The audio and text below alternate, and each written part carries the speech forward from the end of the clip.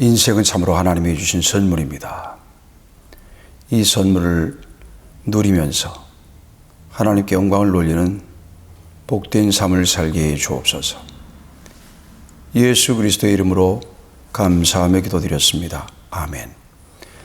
하나님의 말씀은 구약 성경 전도서 12장 13절 14절, 구약 성경 전도서 959페이지, 전도서 마지막 장 12장 13절 14절, 전도서 마지막 장 마지막 절입니다. 제가 받들어 읽겠습니다. 이 일의 결국을 다 들었으니 하나님을 경외하고 그의 명령들을 지킬지어다. 이것이 모든 사람의 본분이니라.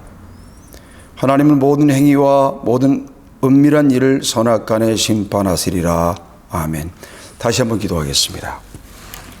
하나님 아버지, 참으로 어렵고 힘든 시절입니다. 전쟁과 질병의 소문이 있고 그 외에도 많은 인생의 문제들이 저희들에게 질문을 야기하는 그런 시대입니다. 참으로 우리 인생은 살만한 가치가 있는지, 우리 인생은 의미가 있는 삶인지 질문하고 도전받고 있는 그런 시대입니다. 이럴 때 전도서의 말씀을 통하여 하나님의 음성을 듣기를 소원합니다. 하나님께 우선순위를 두고 하나님의 말씀에 순종하고 하나님을 경외하는 삶을 살 수 있도록 성령님 감동해 주옵소서. 예수님의 이름으로 감사하며 기도드렸습니다. 아멘. 오늘 여러분과 제가 읽은 이 구약 성경 전도서는요, 전도서라는 말 자체가 에클레시아라는 말에서 온 헬라어에서 왔습니다. 에클레시아라는 말은 신약에서는 교회를 말할 때 에클레시아라고 그러죠. 오늘 여기 전도서라는 말은 에클레시아테스, 이 말은 집회에 관련된 말입니다. 집회를 이렇게 소집하고 그리고 어떤 주제에 대해서 이야기하는 사람, 이 사람을 전도자 이렇게 얘기를 합니다. 그런 말에서 온 말이 바로 전도서입니다.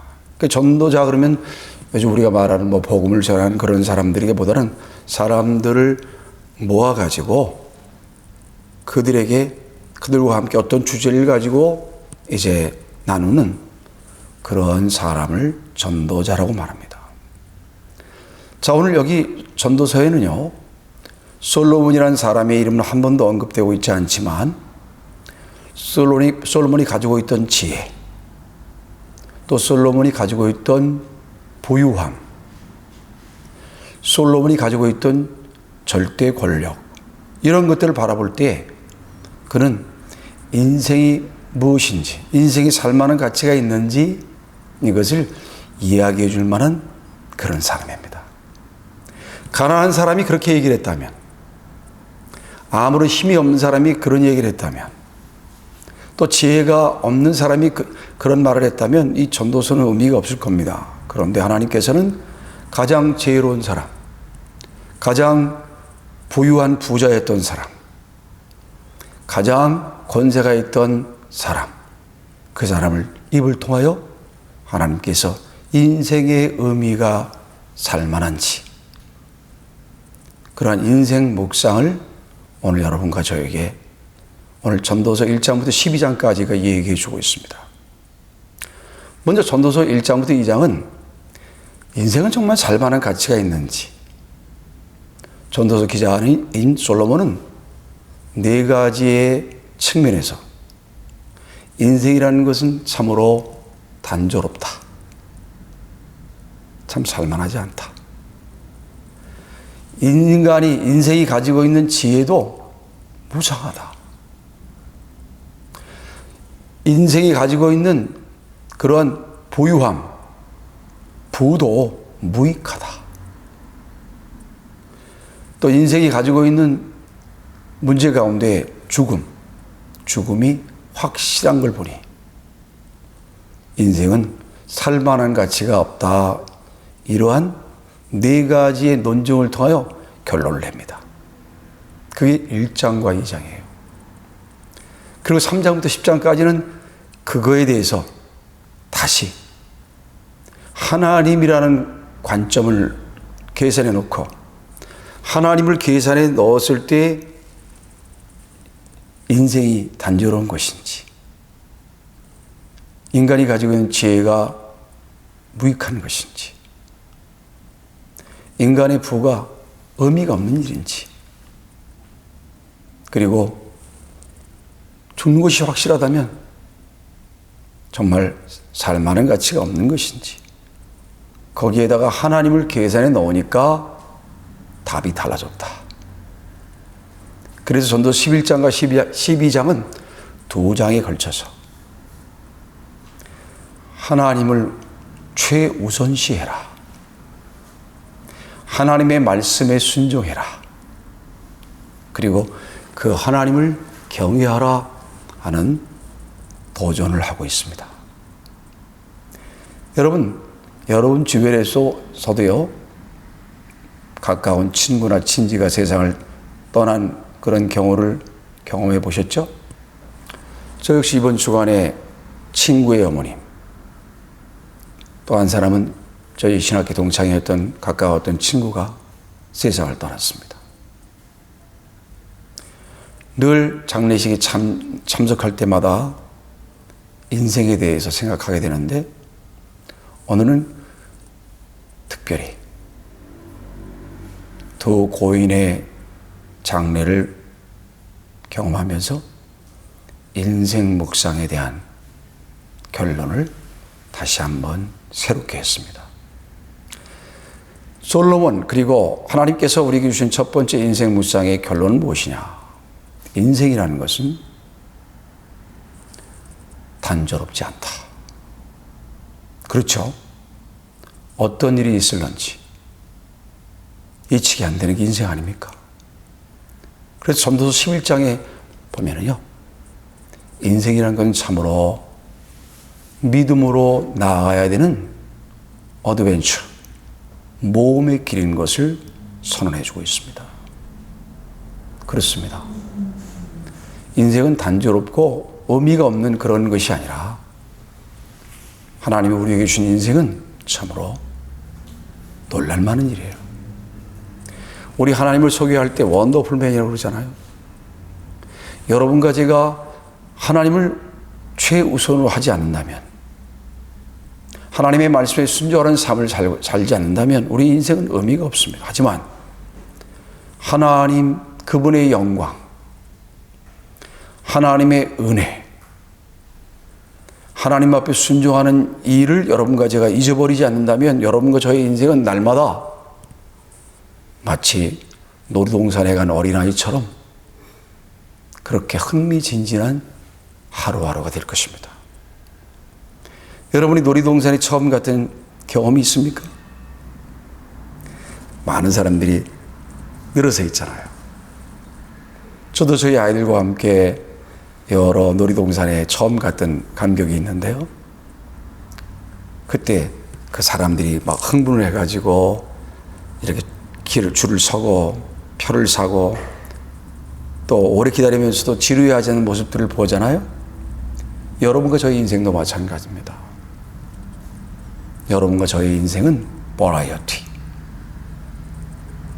그냥 다양하고 그런 삶이 아니라 하나님께서 여러분과 제가 하나님을 최우선시하고 하나님의 말씀에 순종하는 삶을 살아가는 여러분과 저희 인생을 하나님이 날마다 아름다운 하나님의 모험의 나라로 이끌고 계시다는 사실을 여러분과 제가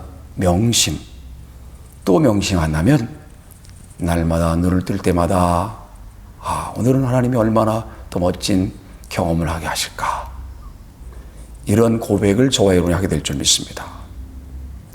코로나19가 우리의 삶에 암담함을 가져왔지만 곧 사라질 것입니다.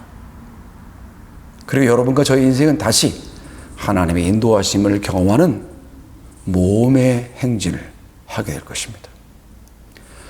두 번째로 인생 묵상.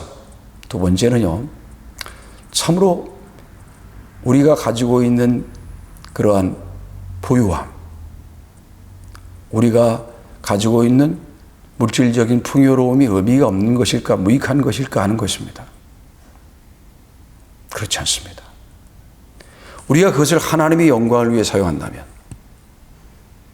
여러분까지 하나님의 말씀에 순종해서 하나님의 은혜를 기억하는 사람답게 그것을 하나님의 뜻에 맞춰서 기쁨으로 하나님을 위해서 하나님의 영광을 위해서 사용한다면 물질이야말로 하나님께서 우리를 통해 영광 받으시는 최고의 도구 가운데 하나가 될 것입니다.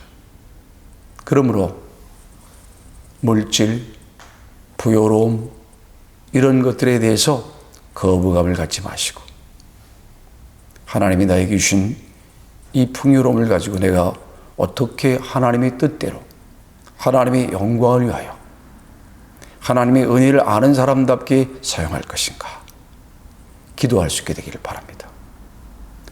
세 번째로, 솔로몬이 처음에는 사람이 가지고 있는 지혜는 참으로 무상한 것이다. 그래서 삶은 그저 오래 살 필요가 없다, 이런 결론을 처음에는 가졌지만 하나님의 관점으로 사람이 지혜를 보니까 참으로 지혜가 필요한 것입니다. 여러분과 저 날마다 눈을 뜨고 어떠한 결정을 내릴 때마다 하나님께, 하나님, 모든 것을 하나님의 눈으로 볼 수 있는 지혜를 주시옵소서. 무엇이 하나님의 뜻인지, 어떻게 하는 것이 하나님께 영광이 되는지,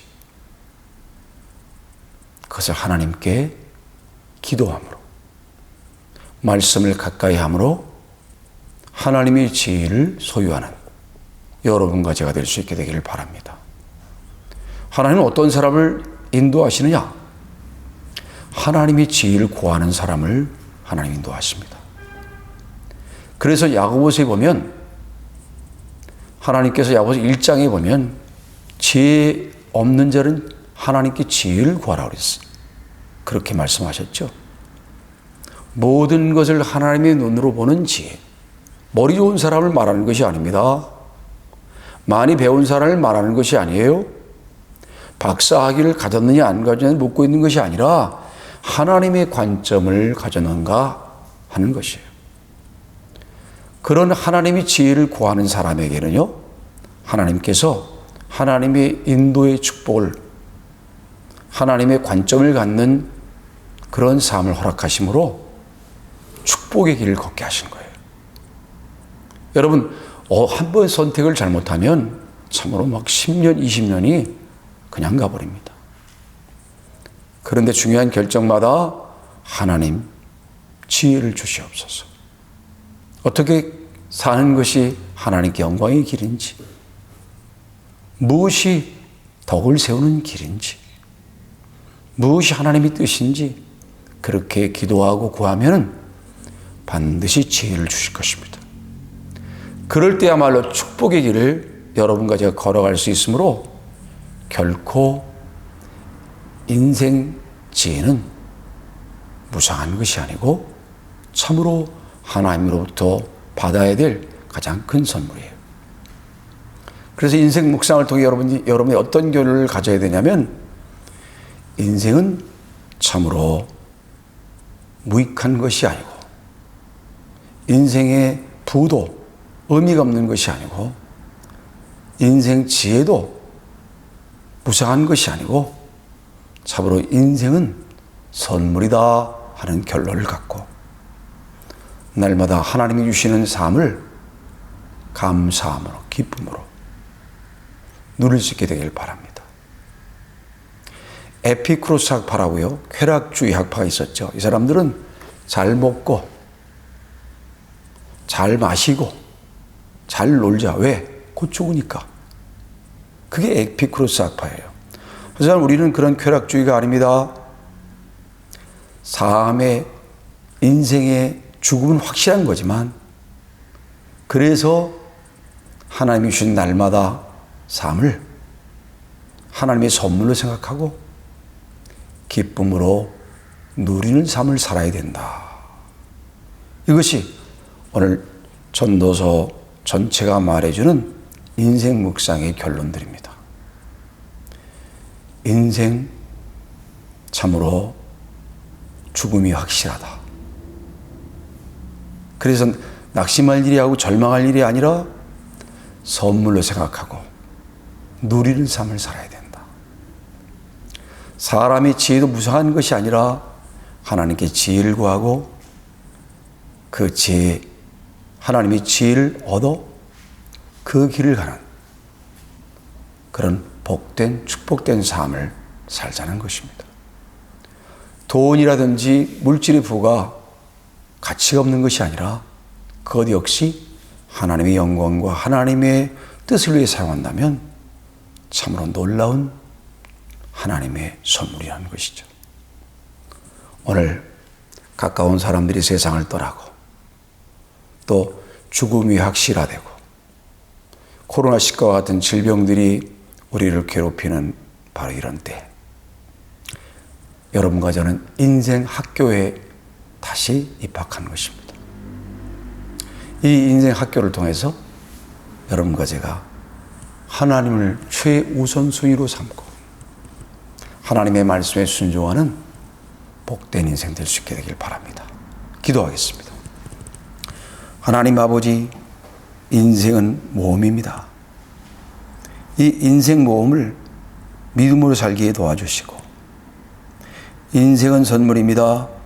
누리고 살게 도와주시고 인생의 물질 주신 물질도 하나님의 영광을 위해 살게 도와주시고 인생의 지혜를 구하면서 날마다 하나님께 영광을 돌리는 하나님을 경외하는 삶을 살게 해 주옵소서.